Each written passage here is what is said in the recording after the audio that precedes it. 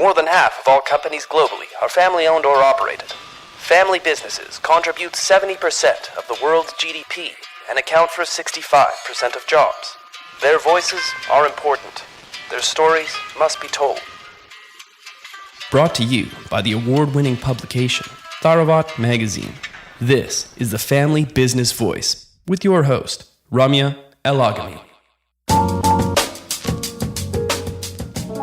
Family business health and well-being. Authentic leadership going forward depends on whether or not next generation family business members can prioritize their well-being. Altruistic work is not sustainable work. Growing the business is impossible if we neglect ourselves. Working in her family's foundation from the age of 15, Ellie Frey Zagel felt eclipsed by the organization and its leadership's personas. Eventually, her responsibilities grew to such an extent that she reached a breaking point and had to take time off. Before she could fulfill her work obligations, however, she had to figure out what she owed herself.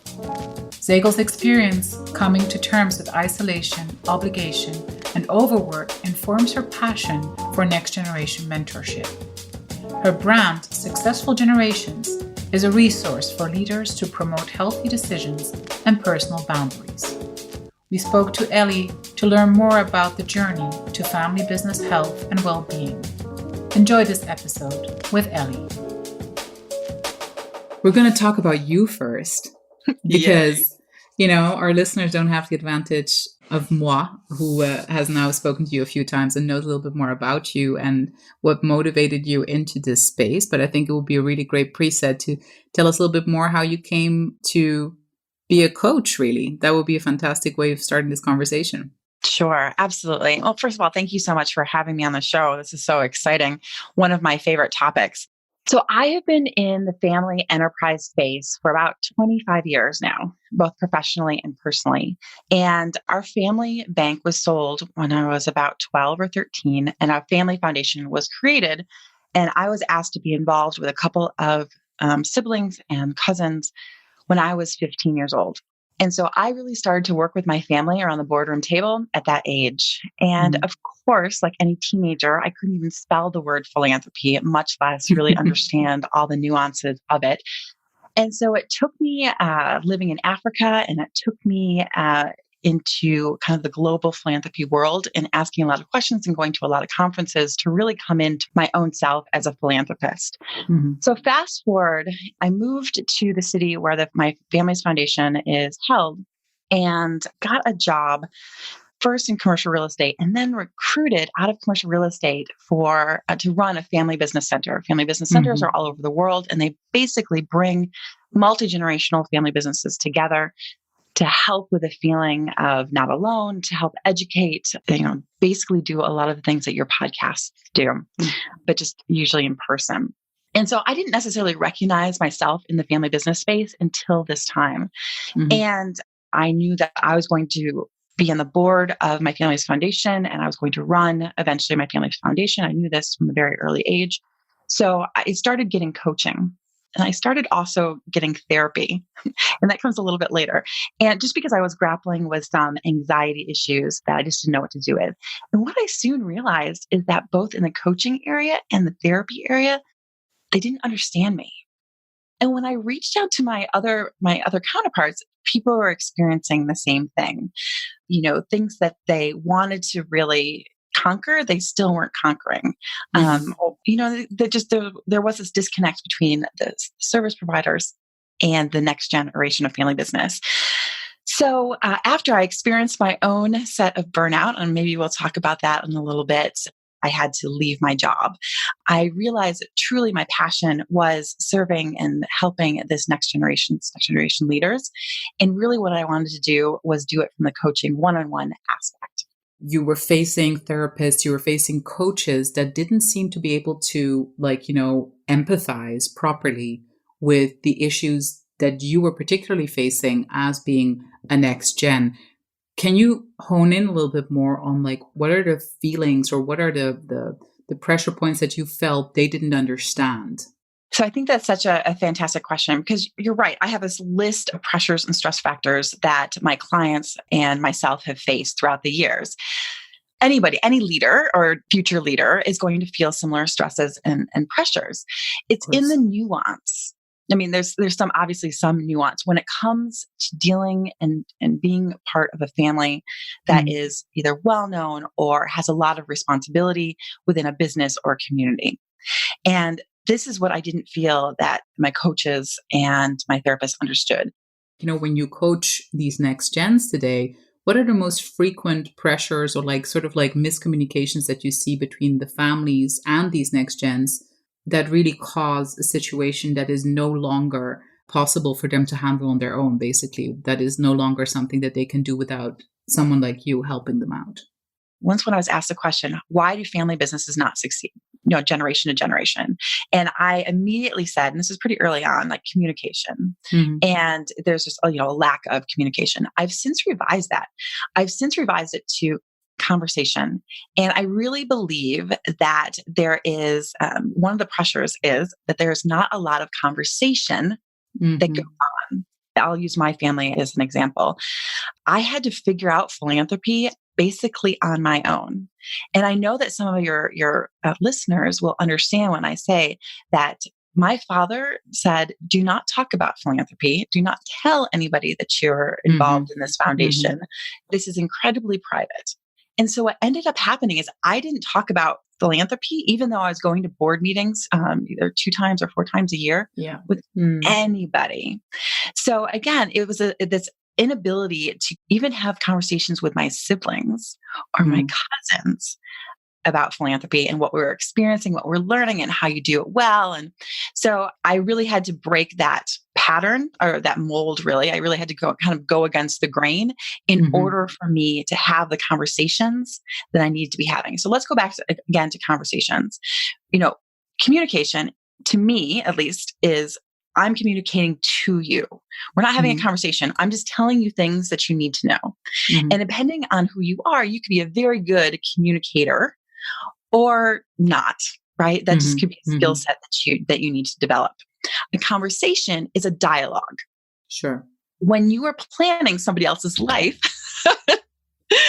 if you are the first generation, figuring out how the next generation, the second generation can succeed you, and you don't involve them in that conversation, then that's communication, and nobody likes that. Now it feels like Yeah. obligation. Now it feels Mhm. really kind of icky, and that's a whole additional set of pressures that get exacerbated by this one thing, this communication piece or this conversation piece.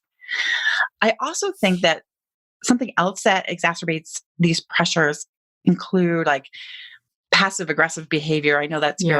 that Yeah. happens a lot. And then also something that I've been noticing lately is that having the wrong people around the boardroom table. And so you might have the right person in leadership, president, CEO, and that person might be family, but you might have the wrong people on the board. And that can be a huge pain point. What are sort of like the first few things that you tell someone to dislodge and to structure in their minds to sort of like get out of that initial sort of like a crisis moment that we know many people that even probably listen to this podcast are currently experiencing? So, what do you do to shift, to pivot the perception of that person so that they can structure the problem and then, like, tackle it more successfully? First, I tell my clients to breathe. And I know that sounds really simple, but I get a lot of phone calls, usually first thing in the morning. And my clients are like, oh my goodness, I have to do this and I do this and I don't want to do this. I'm feeling I feel like this is going wrong. And you're starting off the morning in Mm, anxiety and overwhelm. mm, And where do you go from there? mm, Nowhere of good. course. Yeah. So I know it sounds very simple, but all the leaders tell you to do it, right? There must be something to it. Just taking some big belly breaths, however it is, just to get your shoulders down a little bit is where I have people start. Now, Mm, they've already started because they've called me, right? They've called, whether it's me, whether it's another coach, whatever it is, whoever is part of their health team, they've mhm, already reached out. And mhm. that is huge first step. It's a huge first step.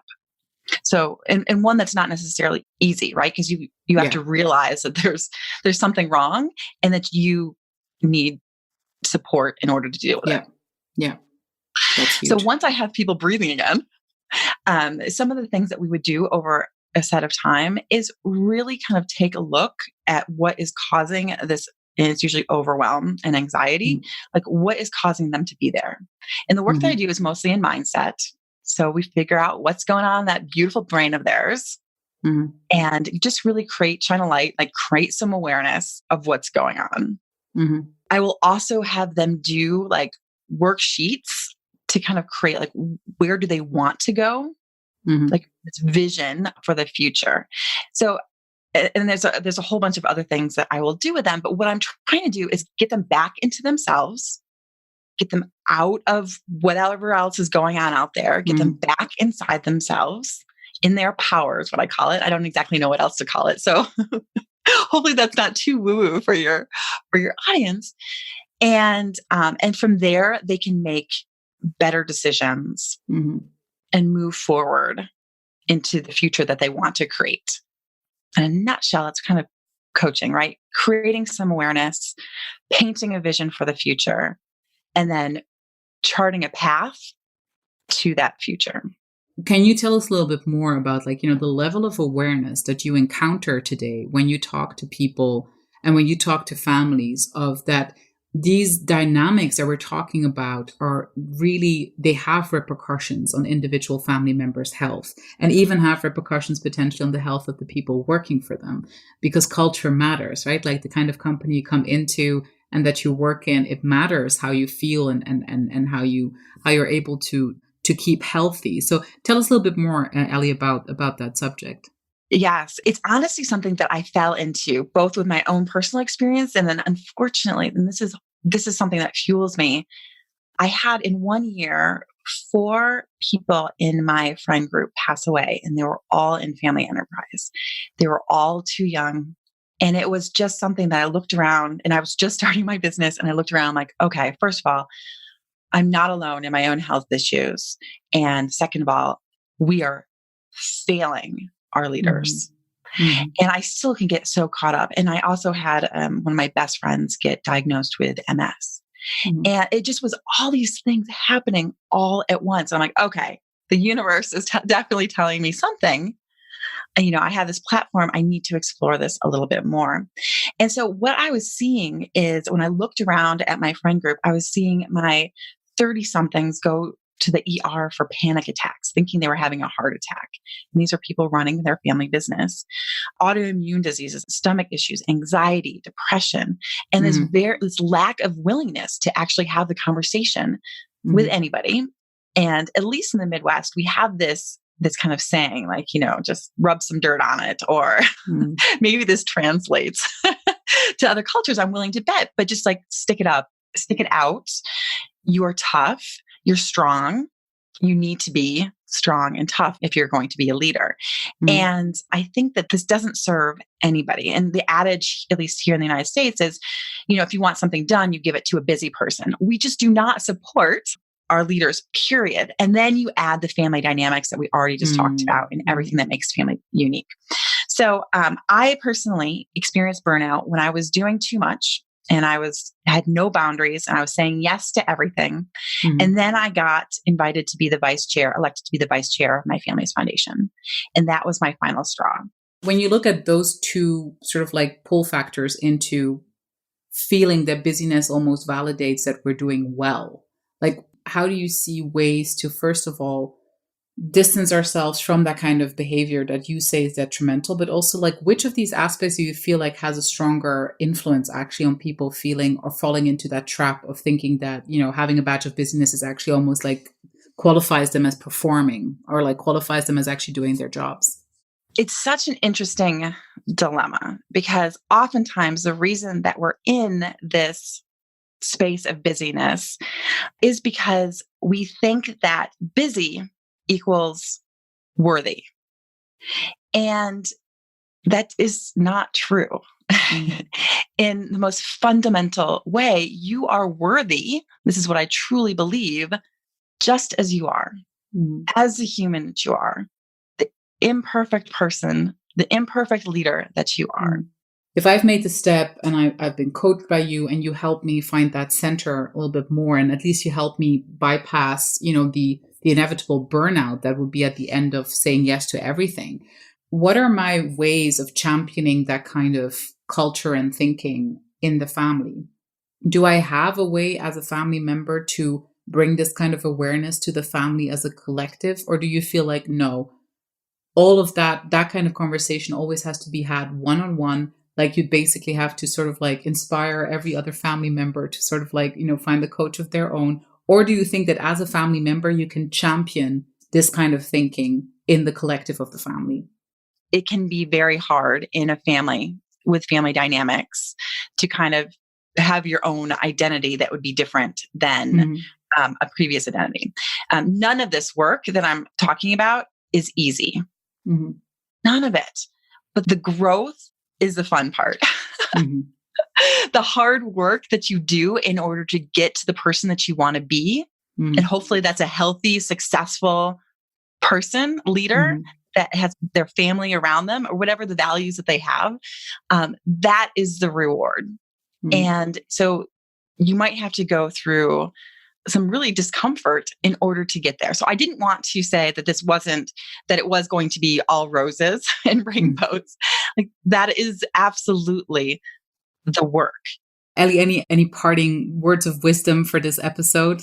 This is so much fun. I'm glad that we're having this conversation. Thank you so much for asking me to kind of share. There's so many other things that you and I can talk about. It'd be so much of course, fun. We will. Oh my goodness! We have microphones. Nobody can stop us, Ellie. That's a good thing. I love it. Love it. Thank you for listening to the Family Business Voice. Subscribe to our channels now on iTunes, TuneIn, Stitcher, or Spotify to be notified of our weekly episodes.